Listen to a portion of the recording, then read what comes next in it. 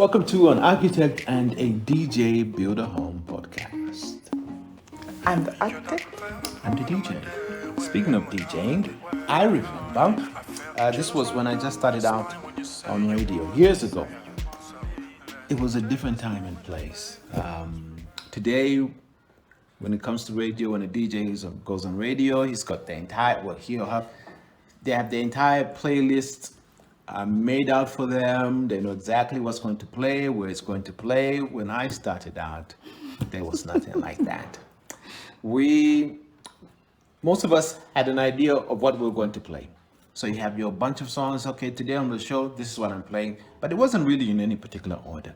But for me, guaranteed, all the time, I always knew my first 3 songs.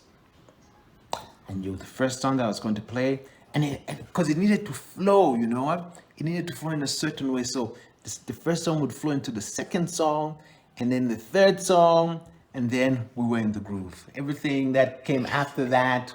In the groove. We know how old you are, man. We're in the groove. So I always knew what I was going to. And I mentioned this because today we're talking about, what are we talking about? We're talking about finding a plot. We're talking about there is no plan. Yes, we've been talking about the different areas where projects go wrong. And how that you need to have a plan. Yes, you do. You need to know your first 3 songs. No, I'm just joking. But you need to have a plan. So what would the first 3 songs for today's show be? First 3 songs of today's show would be, I'll probably start off with what? Kendrick Lamar, Savior, which would go into Wale. What's the name of that song? No. Yeah, anyway, no, let's just leave it there. Let's talk about how we need to have a plan. We have 2 songs. Yeah, but by the end of the show, I will tell you the 3rd song. Okay. All right. So, we're talking about how, one of the things is there's just no plan. There's just like, we shall see. You're embarking on a building project.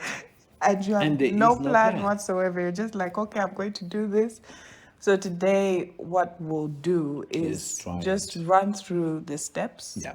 In a concise way, so it's not that you get like detailed, but just to have an idea, and then our discussion will be centered around that. So we'll start with the very basics.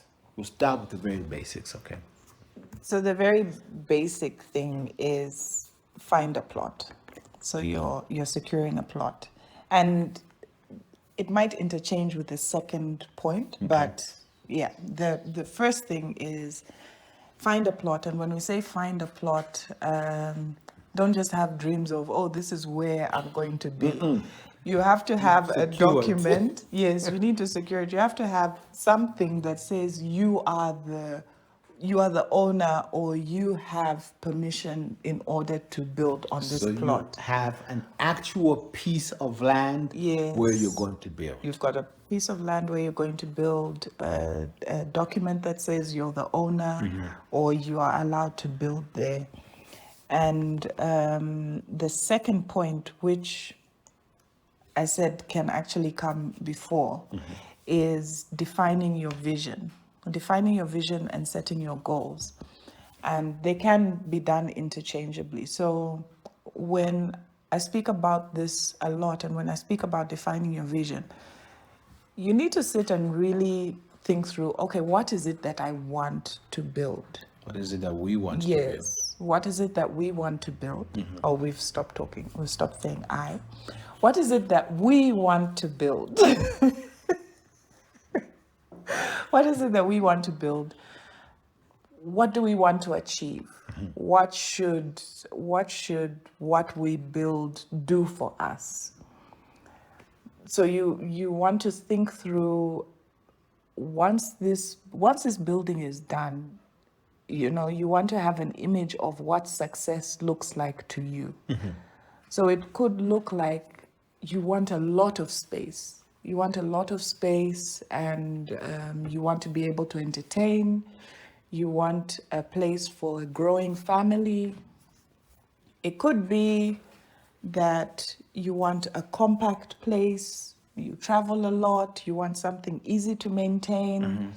So, depending on what your goal is, the end result will look different. Yeah. And even the plot also plays a role does. in identifying that. So that's why I say that it works interchangeably. It would be good before you're actually looking for a plot, if that's possible, to have in mind what it is that you want. Because then you can take the steps to pick a plot that actually fits in with what it is that you want. So those are the first two steps. And I remember, because I remember sitting in a number of meetings where you'd meet couples who would come to you to design their house, and I remember how you would always give them, both the wife and the husband, separate questionnaires to fill in, as in to define what they want, what they like, and what they're looking for. Yes, yes, yeah. So it's just to get you thinking so that you can get into specifics, because the thing is, you're starting with a vague, whatever your ideas are, they're abstract. And we need to get you to a defined, built house. So we need to go through that process of figuring out, okay. Then the third step I've got down is know how you're going to pay. And I think we spoke about this in the finances. Yes, when we're talking about episode. finances, yeah. Yes, and finances, you need to know, how are you going to pay for your project? How much are you going to be able to pay? This needs you to look at your finances. It needs you to assess where you are and assess whether a building project can be part of your reality at that particular moment. And it will need you to do some work. I think we spoke about it. did. But it's important for you to define how much are you going to be able to spend and how are you going to pay for the project. Exactly. Yeah. Then the fourth step is getting a design done. So the fourth and fifth step are where now you have professionals now helping you. So this is where you would get your design professionals, cost professionals. They're helping you to get your design done. They're matching your vision with putting your vision into a format that can actually be built. Okay. Yes, so you're getting your design done. After you get your design done, you want to review your budget. So you want to see, you've gone through the process of design.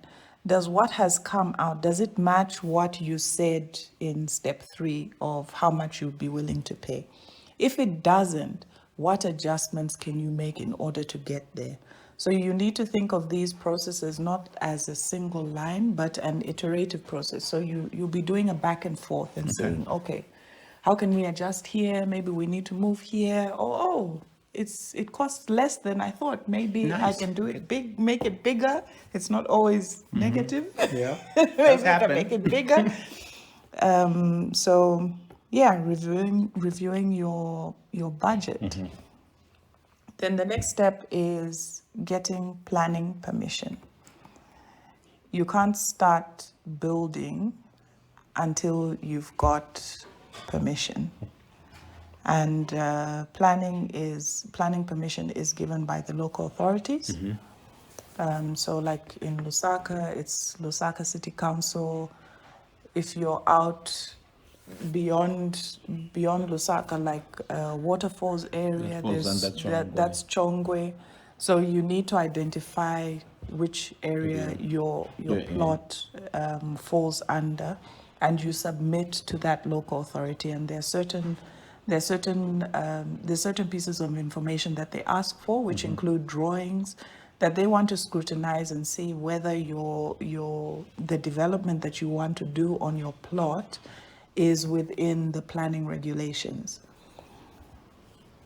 I don't know if you look like you have a question. I do, because I don't know, I could be wrong, but I get this. Does everybody know that you need permission? Because who's supposed to like figure out this part?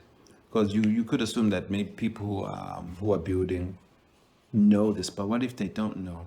Is it then the the job of the architect? Is it the contractor? Or does it fall upon the, in this case, the couple who are embarking on a building project? To So make if sure you that have this is sorted? if you have an architect who's helping you, then they'll advise you what steps you need to take, and it will include the issue of the regulation requirements. Okay. You as an owner take interest in what your responsibilities are, okay. because even if you have an architect who's preparing the drawings for you, it's still your legal responsibility. And if you haven't done it, they're not going to come for anybody else apart you, from you, the owner of the plot. Okay. So it's important, and I think we've talked about it before, like before you're starting, just have an idea of the process. Okay. Like what are your responsibilities as a landowner? Understand that if you have title in your name, what does that mean? What can you do? What can't you do? Then you will be on the right side of the law. And the thing with the council, with the local authorities, is that they do go around plots and they check. They ask for drawings. So once your drawings are approved, you get they stamp on the drawing saying approved, and those are given to you. So you get a copy, Right. and they ask for that proof of approval. So it's a step that's very important. It's important that's sorted. It is. Right. Then you'd go on to selecting your building team. So during this time, you're using the drawings, any information that has been produced for you, you're using that to now get quotations from a builder or a contractor. And we spoke about this, I believe, in the last episode. Yep. How it's important that you have the right team. Yes. If you haven't listened to that episode, listen to it. Yeah, you definitely do need the right team. They will help you have a relatively smooth process. So you can have a builder, a main contractor, depending on the complexity. You might need to get what we call specialist contractors. So you have contractors who are specialized in a particular area.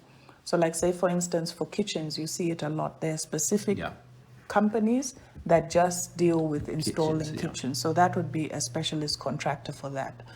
And even though they're needed so you won't need a kitchen subcontractor like when you're doing your foundations.